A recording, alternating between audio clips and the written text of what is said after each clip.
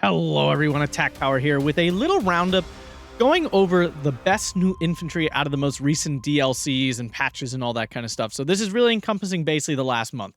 So any units that were changed the last month, not counting traits. I'm not going through every unit that's got shock and now is better than it was before.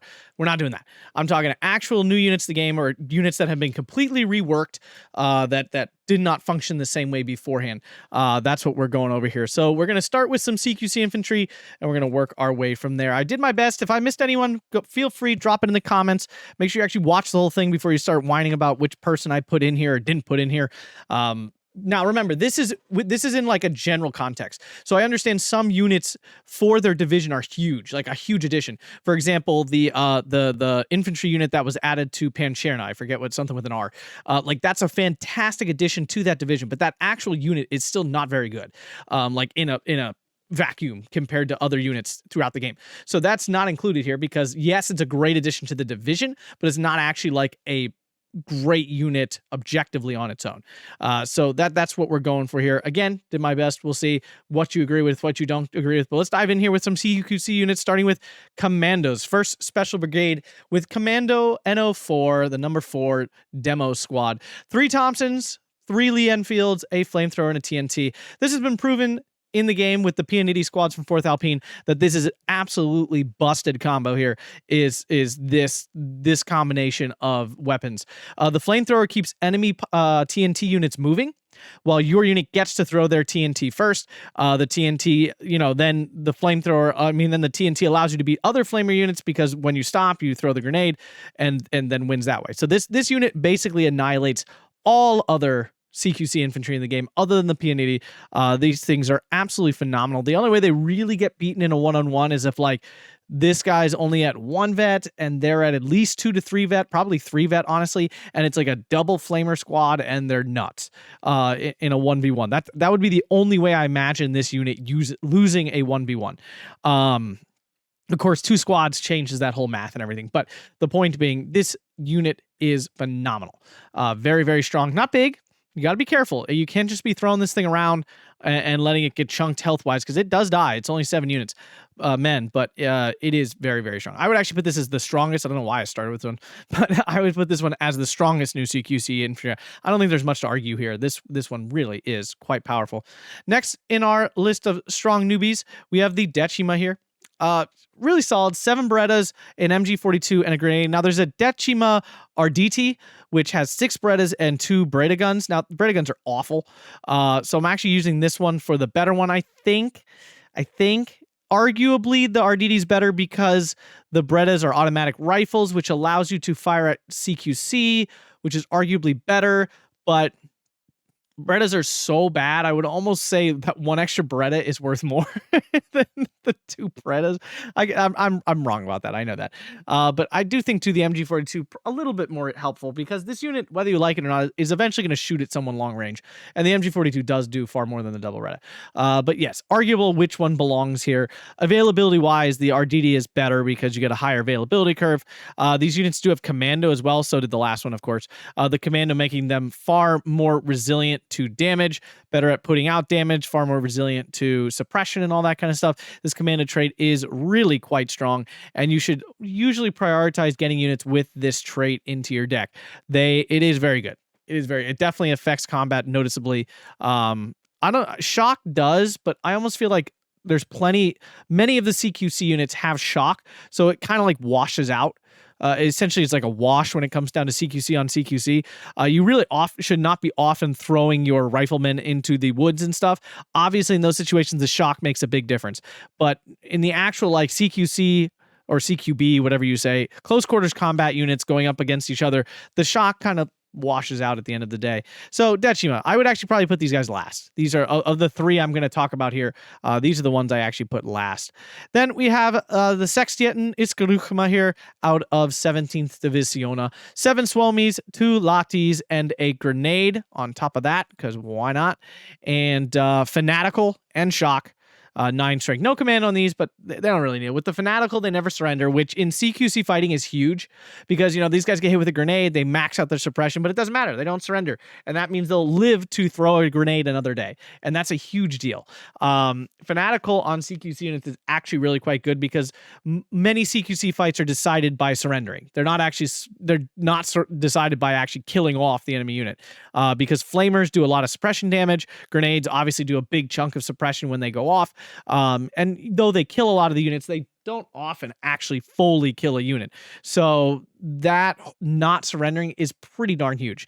On top of that, 7 Swelmies, best submachine gun in the game, still is pretty consistently.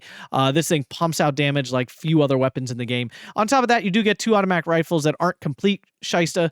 That they're okay. They're not incredible, but they are 2 automatic rifles, giving you 9 men in total, which is more than the Decimo over here. And then you're getting an actual CQC grenade here, not an AT grenade. So these guys really can chunk out the damage. Now, do they beat the demo squad earlier? I still don't think so. They will get pinned by the flamer grenade combo pretty quick. Although I'd love to see these guys one-on-one. I don't actually know who would win. There's Commando. They have Commando. Commandos have Commando. Do they have? They don't have Shock. No, but I think Shock is kind of rolled into Commando. I think Commando has Shock built in basically. These guys just have Shock. These guys are a bigger squad though. Swelmies are way better at CQC. They only have 3 Thompsons versus these 7 Swelmies. So maybe this unit actually is better. I don't know. I honestly don't know. But this unit is really quite good. It does a lot of damage. It puts out. It really does. So these are the 3 CQC units that really caught my eye. One division that's really missing from this noticeably is the group Dodi. They have the Gumiers. The Gumiers is a 17-man squad with a rocket gun, 5 Thompsons, and 15 rifles or something like that. Or it makes a 20-man squad, something like that. I don't know. The problem with that unit, the rocket gun does not fire closer than 100 meters, which means it's basically shiced at CQC. That completely negates it. Now you're just fighting with 5 Thompson and a whole lot of rifles. So it doesn't actually put out that much CQC firepower. And the problem is once you get further away, it has no LMGs. So, and the bazooka thing, it's not a bazooka, but the rocket gun only fires 250 meter range. So most of the time, there's no good spot for that unit. Yellow Forest is about the only range at that, in the Yellow Forest is about the only range where that unit is right, gets it right. But even then, you're not using the Thompsons. You're using the rocket gun and the rifles, or you're using the Thompson and the rifle. You never get to use both. I'm really bummed that rocket gun does not fire at CQC. So that really sucks. And that's why this unit actually didn't make the list, is because it doesn't work. It just doesn't work right in the way of actually maximizing its potential. So bummer there. But let's move on into the non-CQC units here. And we have first the Kangaroo rifles. These little buddies, back to the third, well, not back, but now to the 3rd Canadian, who desperately needed some sort of buff. The first Commonwealth infantry that's truly good. Potentially. You do have the AB rifles, not AB rifles, the AB paras. They didn't make the list because they are strong, but I don't find them stronger than any of the other infantry on this list. I do think this is a 15-man squad. It's very chunky. Triple Bren. It's a triple LMG. It's a Bren, so it's a bad LMG, but it is a triple LMG, so it does put out some good damage.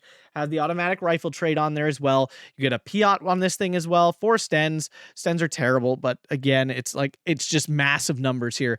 On top of that, and it doesn't really count for the unit specifically, but it always comes with a Kangaroo transport and a 50 cal on that Kangaroo transport, along with the Tank Rider trait, where you should always have a Kangaroo transport next to it.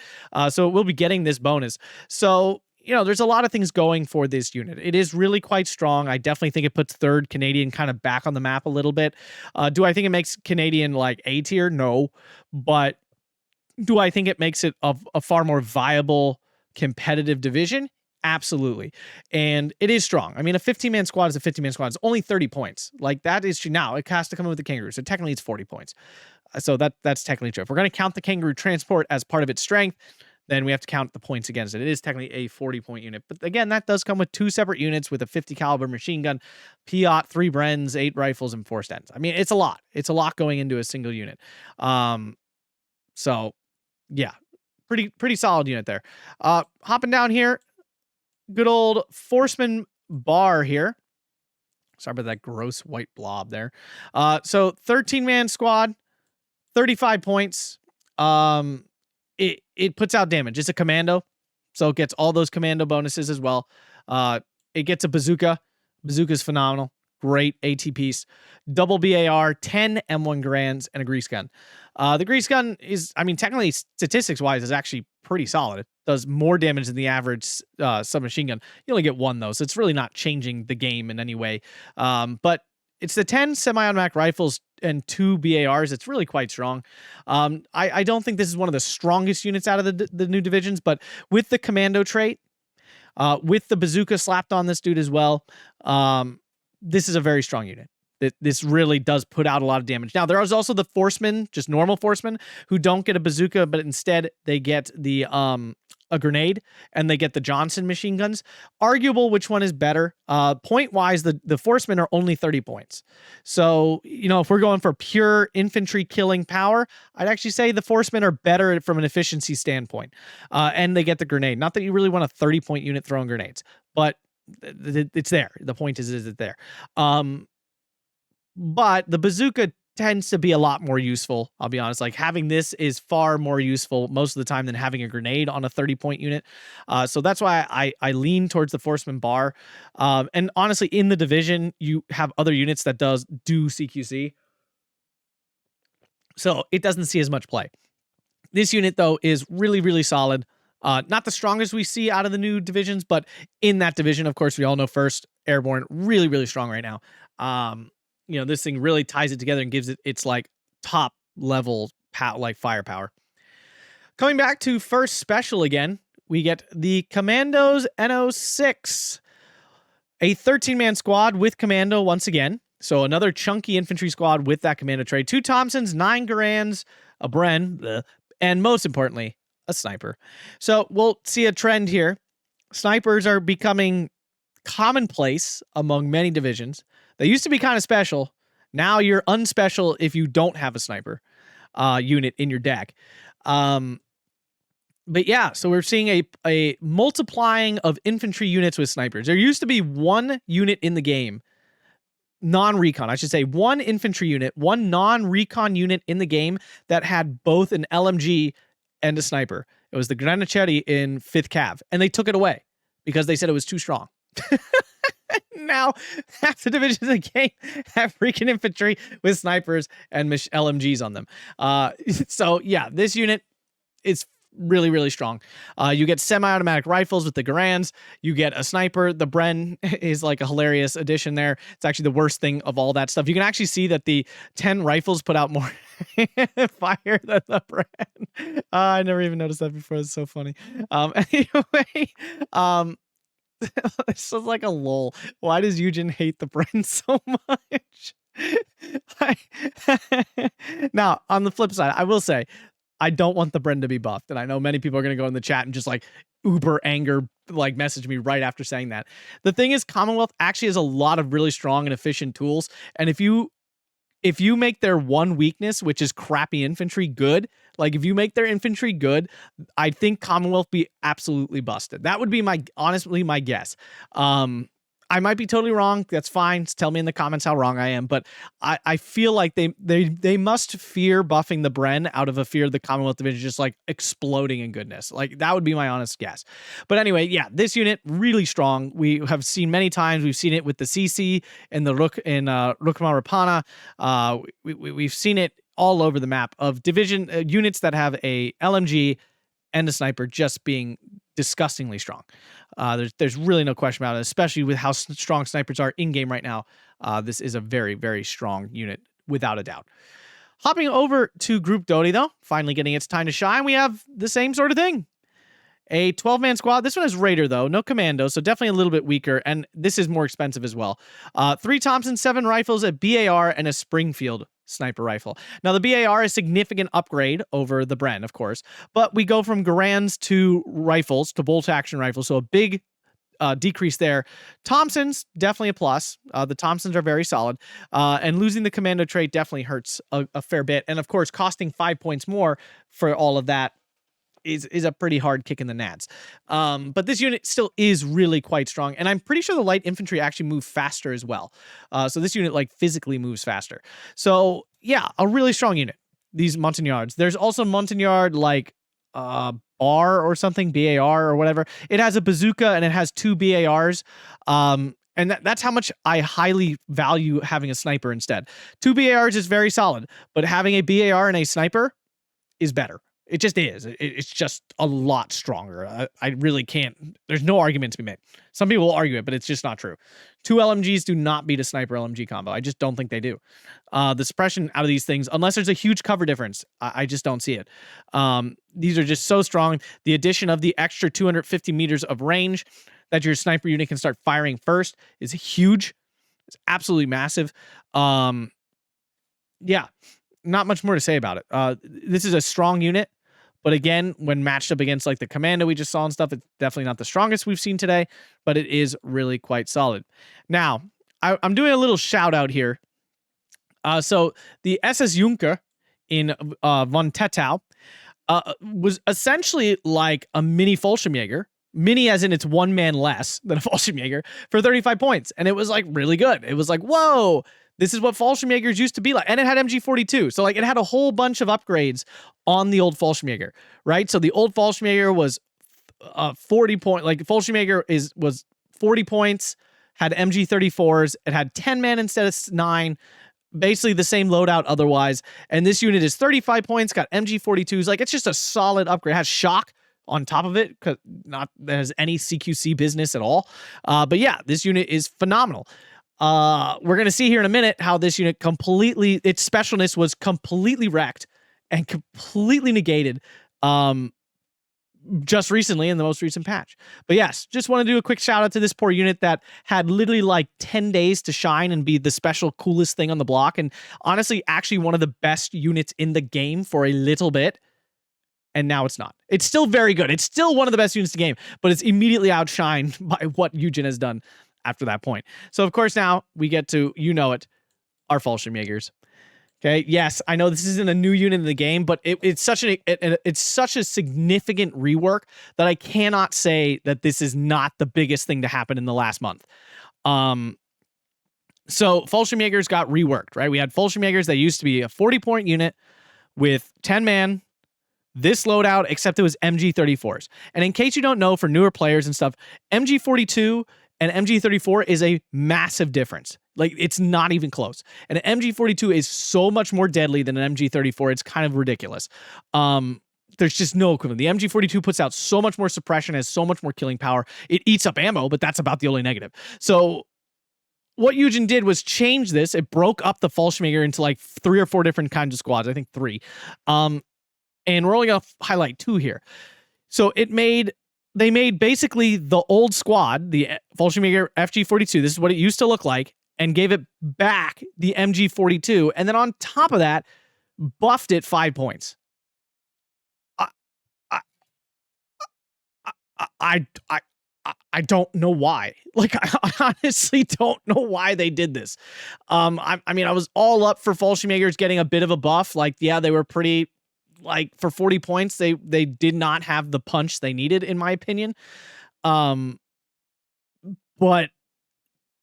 wow. What I would say they should have done one or the other. Either give them MG42s back and keep them at 40 points, or keep the MG34s and put them down to 35 points. I don't know why they did both. Like, this is so much. This unit is so good. It's so good. Like, I forgot how disgusting this unit was with MG42s, because it did originally, if I'm not mistaken, I think it originally had MG42s. Now, this was like years ago, like 2 years ago, I think it had MG42s, and it was absolutely busted at the time. And they switched it down to an MG34, and now they're like undoing that and giving it a price buff of 35 points. Oh my God, this unit is nuts. It doesn't matter that you only get 2 cards. That's all you need.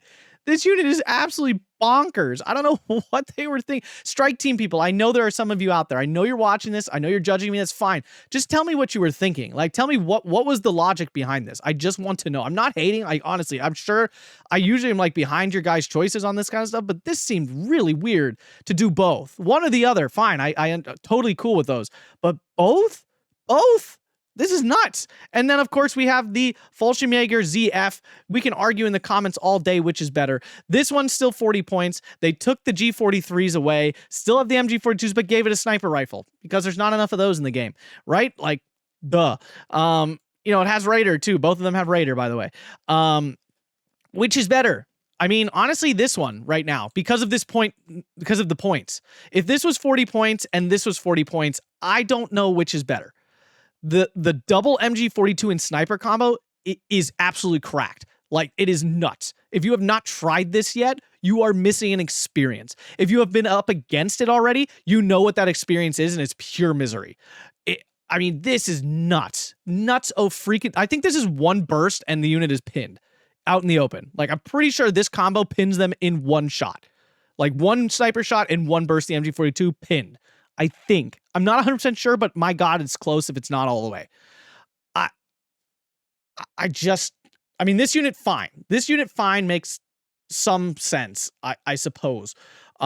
Did this need to exist? No. But does it? Yes. Historically accurate? Apparently. I'm not a history buff enough to know. But apparently, 3rd Fallschirmjäger had lots of sniper rifles. Fine. Okay, I get that argument. That's fine. But, like, again, I'm okay with this. It's really strong, but okay. It's 40 points. That's still a lot. It went down to the bolt action rifles, which is definitely like a needed nerf to that damage output. Doesn't have the FG42s. It's 40. Okay, cool. But this, I just don't get this one. I really just don't get this one. But there you go, folks.